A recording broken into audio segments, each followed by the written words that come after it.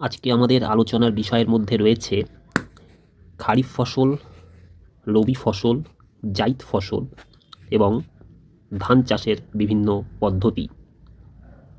চলো শুরু করি ক্লাস। প্রথমে খারিফ ফসল সম্পর্কে বলছি।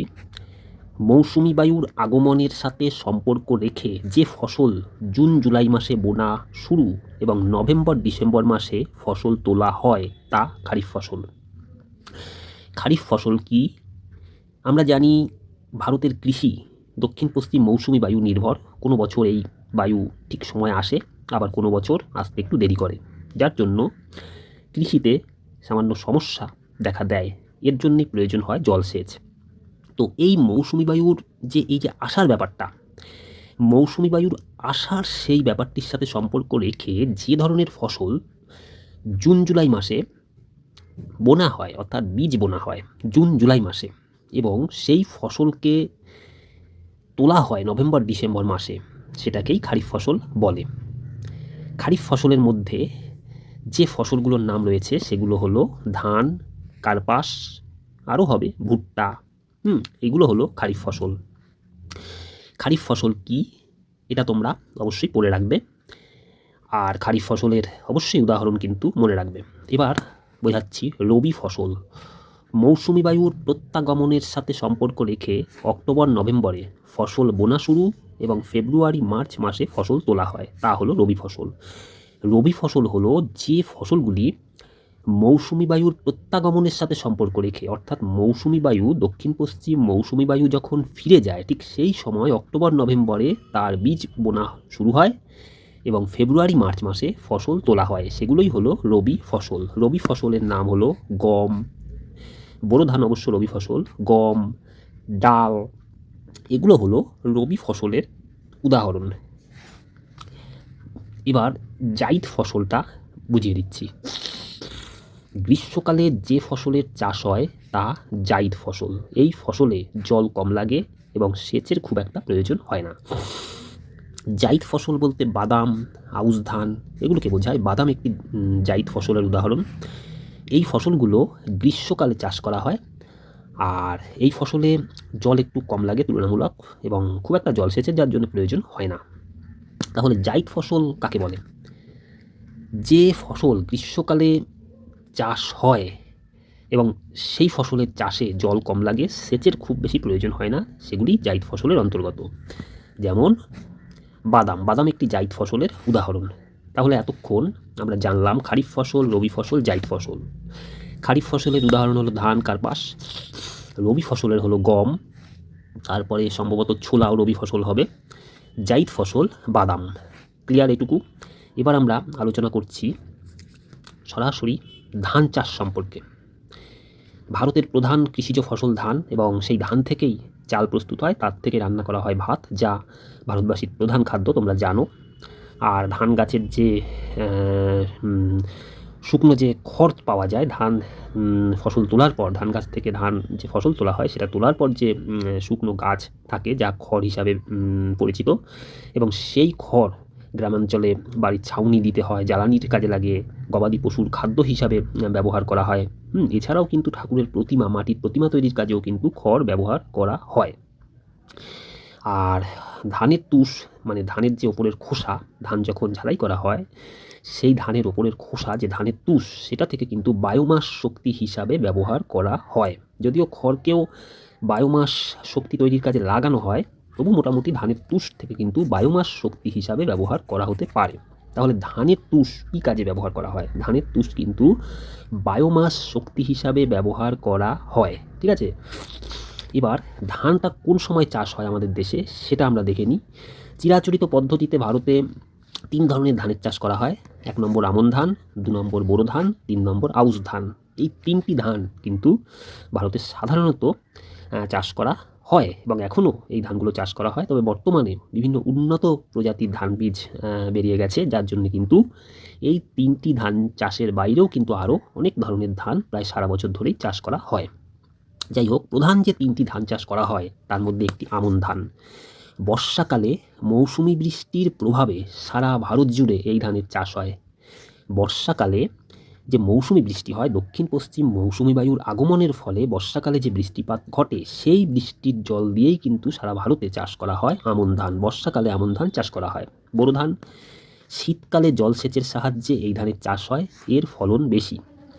বোরো ধানটা শীতকালে চাষ করা হয়, যদিও শীতকালে ভারতে দক্ষিণ পশ্চিম মৌসুমি বায়ু সেই সময় থাকে না, যার জন্য শীতকালটা আমাদের এখানে শুষ্ক থাকে।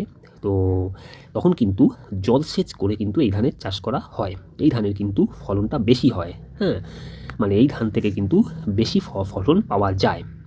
আউশ ধান গ্রীষ্মকালে শুষ্ক পরিবেশে এই ধানের চাষ হয়। আউশ ধান উৎপাদন এখন নগণ্য। বর্তমানে যদিও আউশ ধানটা চাষের পরিমাণটা কমে গেছে তুলনামূলক, কিন্তু গ্রীষ্মের যে শুষ্ক পরিবেশ, যখন দক্ষিণ পশ্চিম মৌসুমি বায়ুর প্রভাবে বৃষ্টিপাতও প্রায় থাকে না, সেই সময়ে কিন্তু এই আউশ ধান চাষ করা হয়। তাহলে 3 প্রকার যে প্রধান ধান চাষ ভারতে, সেটা সম্পর্কে আলোচনা করা হলো। আমি আবারও বলে দিচ্ছি, আমন ধান বর্ষাকালে মৌসুমি বৃষ্টির প্রভাবে চাষ করা হয়, সারা ভারত জুড়ে এই চাষ করা হয় বর্ষাকালে। বোরো ধানটা চাষ করা হয় শীতকালে, সেই সময় জলসেচ করতে হয় বাইরে থেকে। আউশ ধানটা গ্রীষ্মকালে শুষ্ক পরিবেশে চাষ করা হয়, এবং আউশ ধানটা এখন একটু কম চাষ করা হয়। আর বোরো ধানটা যে শীতকালে জলসেচের সাহায্যে চাষ করা হয়, তার ফলনটাও বেশি পাওয়া যায়। তাহলে প্রধান 3 ধানের চাষবাস সম্পর্কে তোমরা বুঝতে পারলে। তোমরা এই ধান চাষের সময় এই যে প্রধান 3 ধরনের ধান আমাদের ভারতে বহু দিন ধরে চাষ করা হচ্ছে, এই 3 ধরনের ধানের নাম মনে রাখো, আর এগুলো কোন সময় চাষ করা হয় সেটাও কিন্তু মনে রাখবে। পরীক্ষায় এর ওপরও কিন্তু প্রশ্ন আসতে পারে। এবার আমরা জেনে নেব যে ব্যাপারটা, সেটা হলো ধান উৎপাদনের প্রয়োজনীয় অনুকূল ভৌগোলিক পরিবেশ। ধান চাষের জন্য কীরকম অনুকূল ভৌগোলিক পরিবেশ প্রয়োজন হয়? ধান যে চাষ করা হয়, এত ধরনের ধান চাষ করা হয় আমরা জানলাম, তো এই ধান চাষ করার জন্য কী রকম ভৌগোলিক পরিবেশ প্রয়োজন হয়, কীরকম মাটি, কীরকম তাপমাত্রা, কত জলের প্রয়োজন হয়, ইত্যাদি ইত্যাদি আমরা এখন জানব। প্রথমেই 1 নম্বরে জলবায়ু। ধান চাষের জন্য জলবায়ু কেমন দরকার? জলবায়ু দরকার, উষ্ণতা মোটামুটি 20 থেকে 30 ডিগ্রি সেন্টিগ্রেড প্রয়োজন। আর 15 ডিগ্রি উষ্ণতাতে শীতকালে বোরো ধান চাষ হয়। তো মোটামুটি ধান চাষে 20 থেকে 30 ডিগ্রি সেন্টিগ্রেড তাপমাত্রা প্রয়োজন। বৃষ্টিপাত দরকার গড় 100 থেকে 200 সেন্টিমিটার। আর যখন ধান গাছগুলো চারা গাছ বড় হয়, তখন 15 সেমি বৃষ্টি দরকার কমপক্ষে। তবে ধান পাকা ও কাটার সময় বৃষ্টি হলে ক্ষতি করে। তাহলে আমরা জলবায়ু সম্পর্কে যে ধারণাটা পেলাম, ধান চাষের জন্য 20 থেকে 30 ডিগ্রি উষ্ণতার তাপমাত্রা প্রয়োজন এবং 100 থেকে 200 সেমি বৃষ্টিপাত প্রয়োজন, তোমরা এটা মনে রাখবে। আর শীতকালে যে বোরো ধান চাষ হয়, সেখানে 15 ডিগ্রি উষ্ণতায় চাষ করা হয়। আর পাকা ধান কাটার সময় বৃষ্টি হলে সেটা ক্ষতি হয়। এই হলো উষ্ণতা, বৃষ্টিপাত। এবার আর্দ্রতা সম্পর্কে আমরা একটু জেনে নিই। চারা গাছ যখন বাড়তে শুরু করে, তখন বাতাসে আর্দ্রতা বেশি থাকতে হবে, কিন্তু ধান পাকা ও কাটার সময় আর্দ্রহীন শুষ্ক আবহাওয়ার দরকার। আর্দ্রতা অর্থাৎ জলীয় ভাব, বাতাসের জলের উপস্থিতি, সেটা হলো চারা গাছটা, ধান গাছের চারা যখন বড় হতে শুরু করে, তখন কিন্তু বাতাসে আর্দ্রতা বেশি থাকা দরকার। ধান যখন পেকে যায় এবং কাটার সময়, তখন কিন্তু বাতাসটা শুষ্ক হওয়া প্রয়োজন। এই হলো আর্দ্রতার ব্যাপারটা।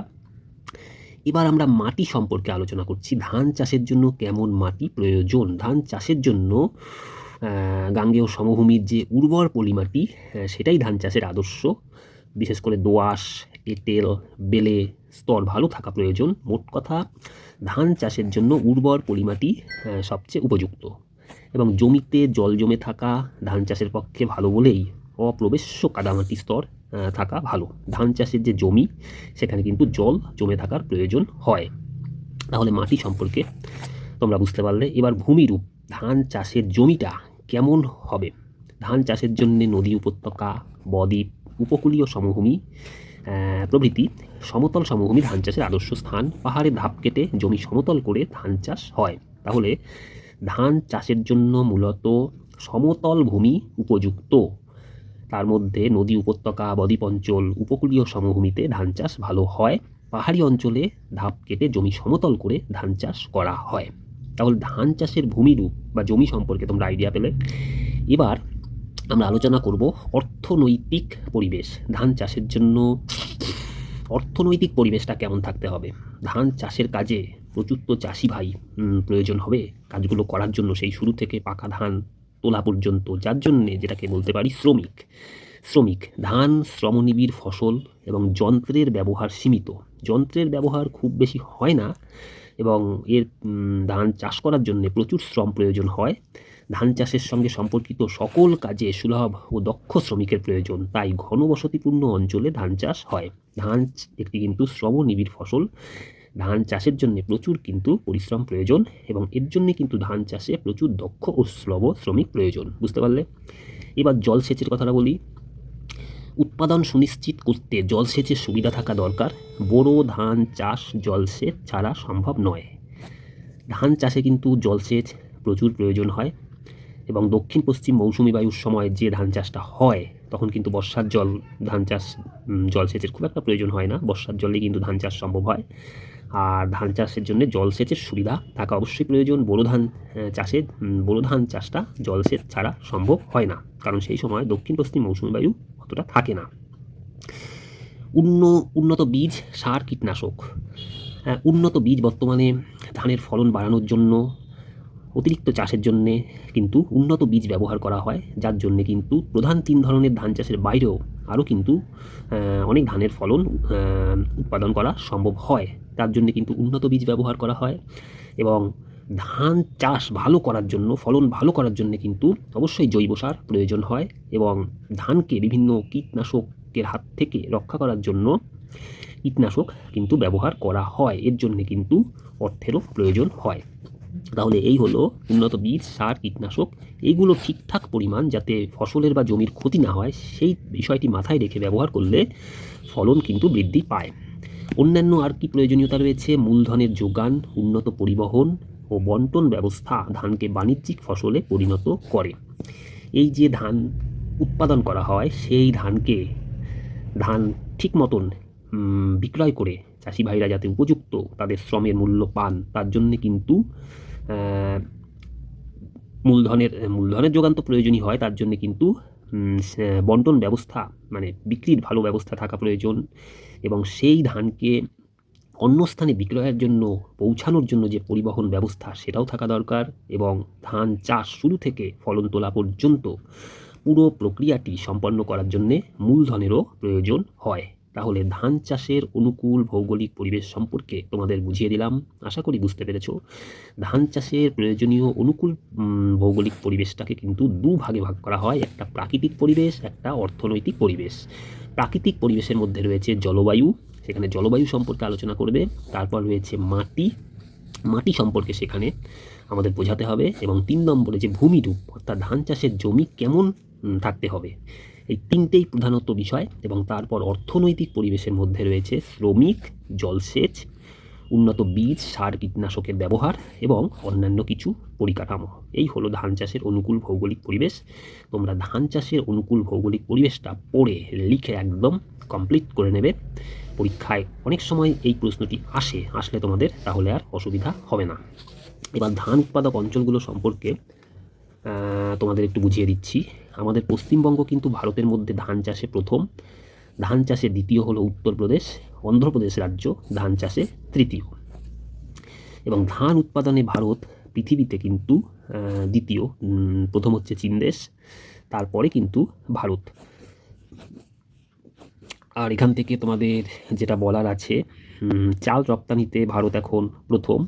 এবার তোমাদেরকে বলে দিচ্ছি, তোমরা এখান থেকে ভারতের ধান উৎপাদক রাজ্যগুলির নাম পড়বে: পশ্চিমবঙ্গ, উত্তরপ্রদেশ, অন্ধ্রপ্রদেশ। এছাড়া আরও অন্যান্য রাজ্যে ধান চাষ হয়, তামিলনাড়ু, পাঞ্জাব, বিহার, আসাম, উড়িষ্যা প্রভৃতি। এই রাজ্যগুলোতেও কিন্তু ধান চাষ হয়, কিন্তু ধান উৎপাদনে ভারতের মধ্যে প্রথম রাজ্যের নাম কি? পশ্চিমবঙ্গ। এটা কিন্তু অবশ্যই মনে রাখবে। এবং এই পশ্চিমবঙ্গ রাজ্যটির মধ্যে সবচেয়ে বেশি ধান চাষ হয় পূর্ব বর্ধমান জেলায়, যাকে ধানের গোলা বলা হয়। পূর্ব বর্ধমান জেলাকে পশ্চিমবঙ্গের ধানের গোলা বলা হয়। এটিও কিন্তু তোমরা ছোট প্রশ্নের জন্য মনে রাখবে।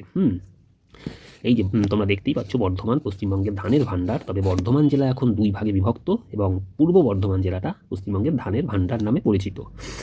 আর ভারতের যে প্রধান ধান গবেষণা কেন্দ্র সেটা হলো তোমাদের প্রধান ধান গবেষণা কেন্দ্র রয়েছে ওড়িশার কটকে। প্রধান ধান গবেষণা কেন্দ্র, আর পশ্চিমবঙ্গের প্রধান ধান গবেষণা কেন্দ্র রয়েছে চুঁচুড়ায়। পশ্চিমবঙ্গের ধান গবেষণা কেন্দ্র রয়েছে চুঁচুড়ায়, এবং ভারতের প্রধান ধান গবেষণা কেন্দ্রটি রয়েছে ওড়িশার কটকে। তাহলে আজকে তোমাদের ধান সম্পর্কে এই ক্লাসে আমরা বোঝানো হলো। এর পরের দিন তোমাদের গম সম্পর্কে বোঝাবো। তাহলে পরের সেই ক্লাসটিতে তোমরা অবশ্যই যোগদান করো। আর এই তোমরা যদি কিছু বুঝতে না পারো অবশ্যই জানাবে কমেন্টের মাধ্যমে। আর অবশ্যই মাই ইন্সপিরেশন বাংলা চ্যানেলটি এই ক্লাসগুলোতে যোগদান করার সুবিধার জন্য সাবস্ক্রাইব করতে কিন্তু ভুলো না। সাবস্ক্রাইব করে রেখো এবং তোমার বন্ধুকেও বলো এই চ্যানেলটি অবশ্যই সাবস্ক্রাইব করার জন্য, এই ক্লাসগুলো যাতে সহজে তোমরা পেয়ে যাও। প্রত্যেকে ভালো থেকো।